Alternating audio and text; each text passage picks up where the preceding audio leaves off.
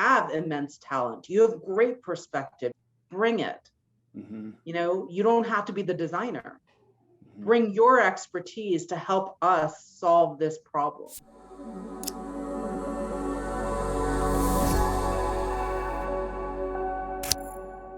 If I asked you to picture all of the people involved in creating new products, who'd be the first people that you'd name? Probably your designers, your engineers, your product people, your technologists, maybe some marketers. But if you've been part of a true design thinking workshop or a sprint, you know that real innovation happens when you have that true cross-functional slice of people. Folks joining from business, from operations, from legal, customer service, and sometimes those folks struggle to show up and give their best ideas.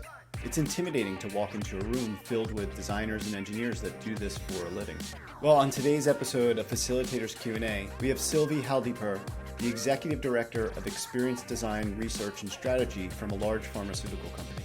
In Sylvie's design workshops, she has a range of people that she helps bring their best ideas. Clinicians, scientists, folks from the business side. Today, she's going to share ideas with you to help these folks show up and bring the creative talent that they already have.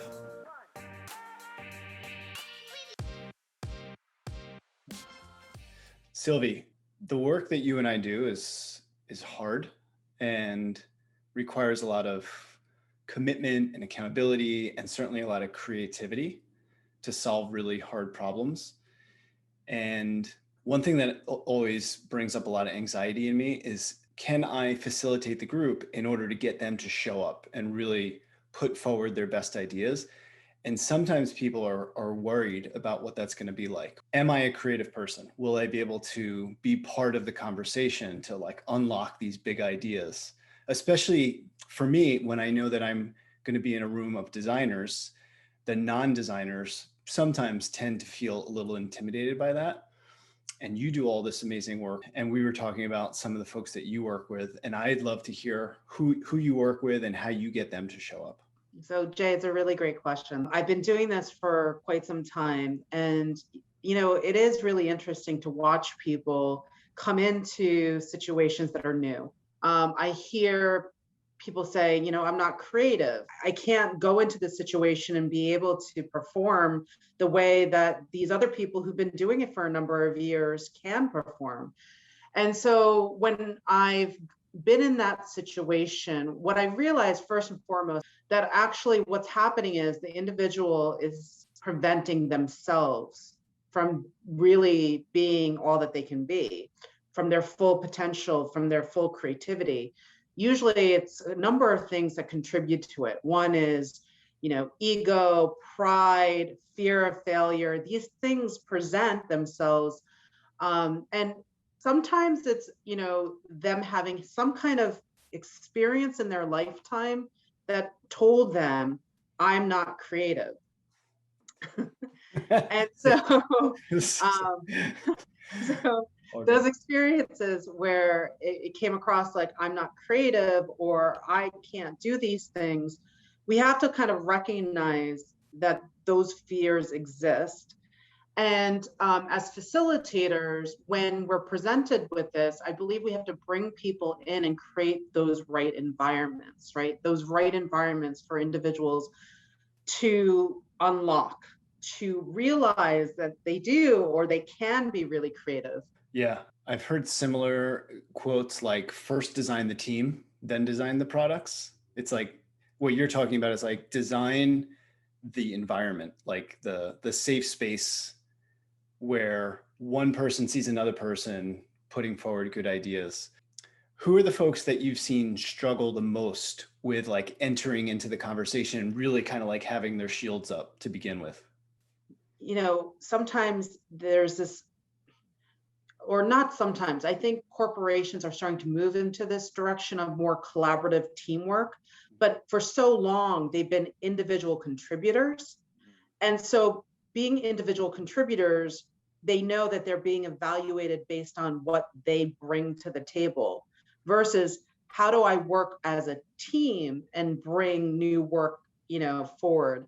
As organization or more and more organizations move into more of this team collaboration type models, it becomes a lot harder for individuals to break out and say, it's okay for me to be one of many. But what's really surprised me is the individuals who tend to take more of the risks are those that are actually already building products within the organization. So I work in a pharmaceutical organization with a number of scientists, right? And if you think about it, they have to really understand a disease category immensely well.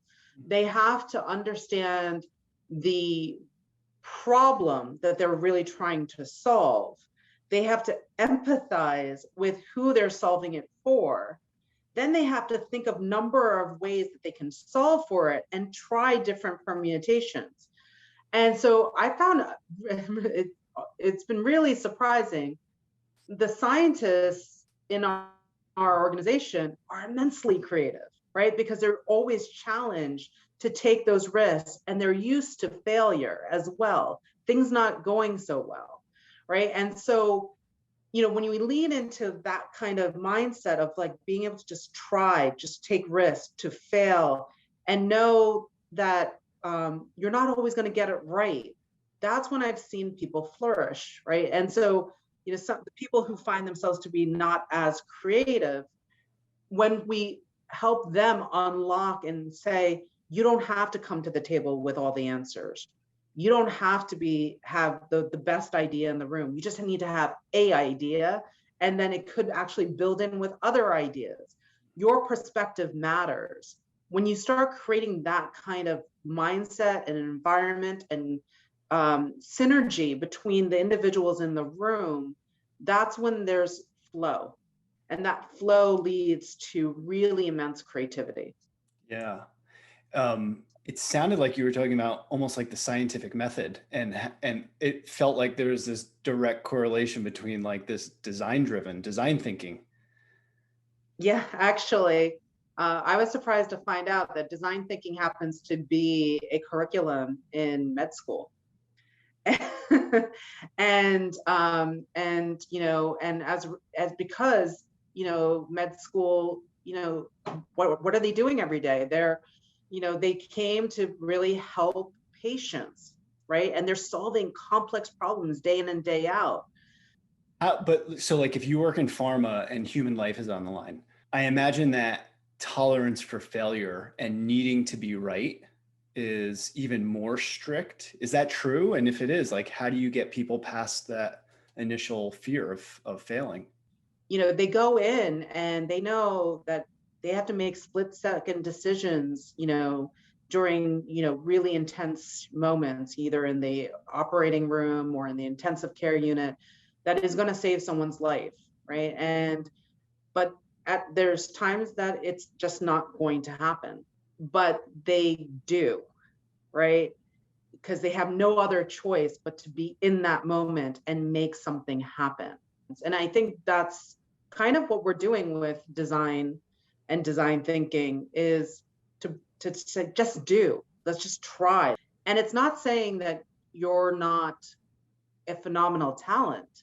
It's actually saying the opposite. It's, you have immense talent. You have great perspective. You're the most skilled individual in, your areas of expertise.